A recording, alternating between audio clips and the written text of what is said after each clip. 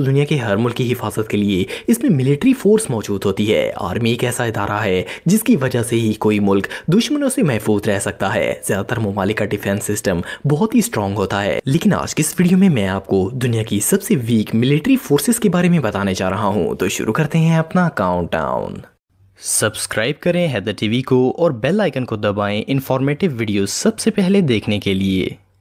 Number 8, Luxembourg. दोस्तों Luxembourg एक छोटा सा यूरोपियन कंट्री है जो कि बेल्जियम, जर्मनी और फ्रांस के बिल्कुल दरमियान में वाक़या है। लग्जमबर्ग एक बहुत ही खूबसूरत मुल्क है जो कि नेशनल पार्क्स, फॉरेस्ट और मोसेले रिवर से घिरा हुआ है। इस मुल्क की आबादी 6,26,000 लोगों पर मुश्तमिल है। छोटा मुल्क होने के बावजूद इनकी अपनी आर्म्ड फोर्सेस हैं जिनमें एयरफोर्स और लैंड आर्मी शामिल है। समुद्र से कनेक्ट ना होने की वजह से इनकी नेवी फोर्स नहीं है। लग्जमबर्ग मिलिट्री में टोटल 414 सोल्जर्स हैं और इनमें से भी 54 सोल्जर्स तो सिर्फ म्यूजिशियंस हैं जिनको तबला बजाने के अलावा कुछ नहीं आता। अगर इन तबला सोल्जर्स को निकाल दिया जाए तो बाकी 360 फौजी बचते हैं जिन्होंने मिलकर 6,26,000 लोगों की हिफाजत करनी है। मोर ओवर इनकी एयरफोर्स के पास सिर्फ 2 हेलीकॉप्टर्स हैं और लैंड आर्मी के पास चंद बुलेट प्रूफ व्हीकल्स के अलावा कुछ नहीं है। सो बेसिकली अगर कोई इन पर हमला कर दे तो इनके पास मिन्नत तरला करने के अलावा कोई ऑप्शन नहीं होगा। Number 7, Monaco. दोस्तों मोनाको एक यूरोपियन कंट्री है जो कि मेडिटेरियन सी के साउथ में वाक़या है। ये दुनिया का दूसरा सबसे छोटा मुल्क है। मोनाको की आबादी सिर्फ 38,300 लोगों पर मुश्तमिल है। More over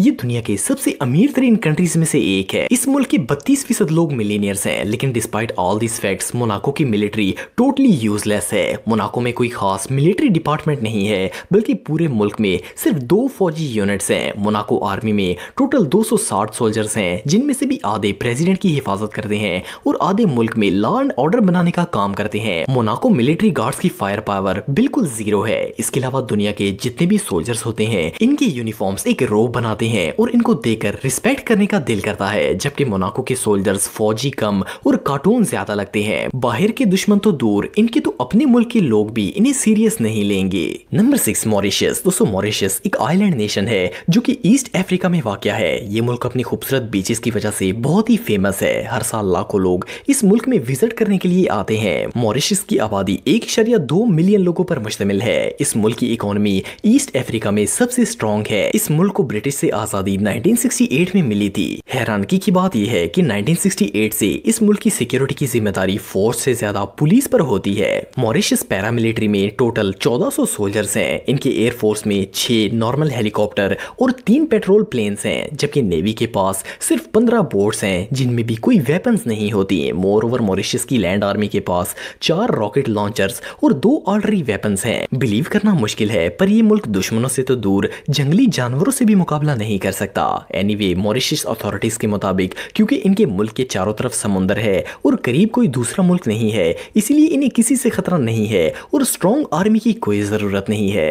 number 5, Bhutan. दोस्तों किंगडम ऑफ भूटान एक साउथ ईस्ट एशियन कंट्री है। ये मुल्क अपने लॉ और मॉन्क्स ट्रेडिशन के लिए बहुत ही मशहूर है। भूटान जियोग्राफी के लिहाज से बहुत ही खूबसूरत मुल्क है। ये चारों तरफ से पहाड़ों से घिरा हुआ है। इस वक्त ग्लोबल आर्मी रैंकिंग के लिहाज से भूटान सबसे वीक कंट्रीज में से एक है। एशिया में दूसरा कोई ऐसा मुल्क नहीं है जिसकी आर्मी भूटान से कमजोर हो। वो इसलिए कि इस मुल्क के 38,000 स्क्वायर किलोमीटर के एरिया को सिक्योर करने के लिए भूटान आर्मी में सिर्फ 7,000 फौजी हैं। इनकी एयरफोर्स में कोई फाइटर प्लेन नहीं है, बल्कि सिर्फ 2 हेलीकॉप्टर्स हैं। इसके अलावा नेवी फोर्स है ही नहीं और लैंड आर्मी के पास ना तो टैंक्स हैं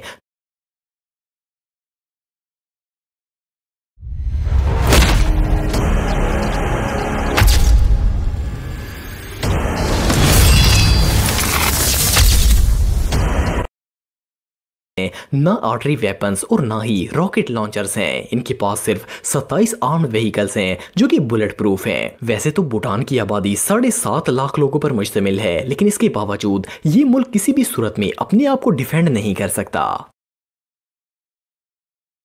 नंबर 4, सोमालिया। दोस्तों आपने एटलीस्ट एक दफ़ा सोमालिया का नाम सुना होगा। ये एक अफ्रीकन कंट्री है जो कि 1 जुलाई 1960 को आज़ाद हुआ था। सोमालिया की आबादी 1.5 करोड़ से ज़्यादा है। इस मुल्क का टोटल रकबा 6,37,000 स्क्वायर किलोमीटर पर मुश्तमिल है, लेकिन इसके बावजूद सोमालियन आर्मी में सिर्फ 20,000 एक्टिव फौजी हैं। ऑनेस्टली सोमालियन पायरेट्स इसकी आर्मी से ज़्यादा खतरनाक है। एनीवे एक और हैरानगी की बात यह है कि अफ्रीका का ऐसा मुल्क है जिसकी कोस्ट लाइन सबसे लंबी है। इतना बड़ा समुद्री इलाका का होने के बावजूद 2012 तक इनके पास नेवी फोर्स थी ही नहीं। फिर 2012 में यूएई ने इनकी इमदाद की और सोमालियन मिलिट्री ने नेवी का आगाज किया। सरप्राइजिंगली सोमालियन एयरफोर्स में ना तो कोई फाइटर प्लेन है और ना ही कोई अटैक हेलीकॉप्टर्स हैं। मोर ओवर लैंड आर्मी में इनके पास 10 टैंक्स, 10 रॉकेट लॉन्चर्स और 30 आर्टिलरी वेपन्स हैं। रियली अगर देखा जाए तो दुश्मन सोमालिया की आर्मी से ज्यादा इनके समुद्री लुटेरों से डरते हैं। ये रियली अनबिलीवेबल है।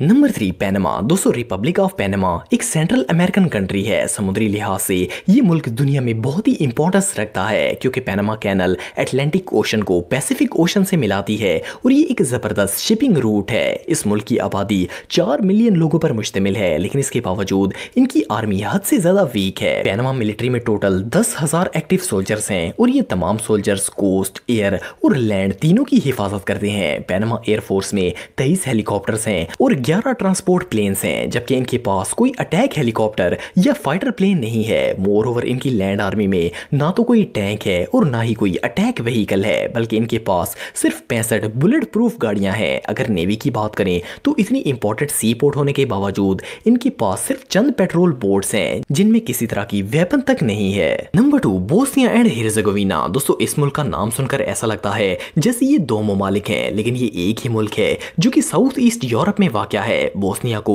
1992 में आज़ादी हासिल हुई थी। आपको जानकर हैरानगी होगी कि इस मुल्क के पास सन 2005 से पहले प्रॉपर मिलिट्री तक नहीं थी, पर 1 दिसंबर 2004 में यहां आर्म फोर्सेस ऑफिशियली यूनिफाइड हुई। और ऑनेस्टली इनकी आर्मी होने या ना होने से मुल्क को कोई फर्क नहीं पड़ेगा। बोस्निया की आबादी 3.3 मिलियन है और इनकी आर्मी में टोटल 10,500 एक्टिव सोल्जर्स हैं। इट मींस कि ये हालात खराब होने पर अपने मुल्क के अंदरूनी हालात भी कंट्रोल नहीं कर पाएंगे। बोस्निया ग्लोबल आर्मी रैंकिंग में 133 नंबर पर आता है। इनके पास भी नेवी फोर्स नहीं है, जबकि एयरफोर्स में इनके पास सिर्फ 19 नॉर्मल हेलीकॉप्टर्स हैं और एक भी फाइटर प्लेन या अटैक हेलीकॉप्टर नहीं है। इसके अलावा लैंड आर्मी में इनके पास 24 आर्टिलरी वेपन्स, टैंक्स और 143 रॉकेट लॉन्चर्स हैं। इवन इस मुल्क के प्रेसिडेंट भी आर्मी से अनसेटिस्फाइड हैं। इनके मुताबिक फौज हर साल 165 मिलियन डॉलर्स इन 10,000 फौजियों पर लगा देती है और रिजल्ट फिर भी जीरो है। Number 1 north Macedonia. दोस्तों रिपब्लिक ऑफ नॉर्थ मैकेडोनिया एक छोटा सा मुल्क है जो कि यूरोप कॉन्टिनेंट में आता है। इस मुल्क को हाल ही में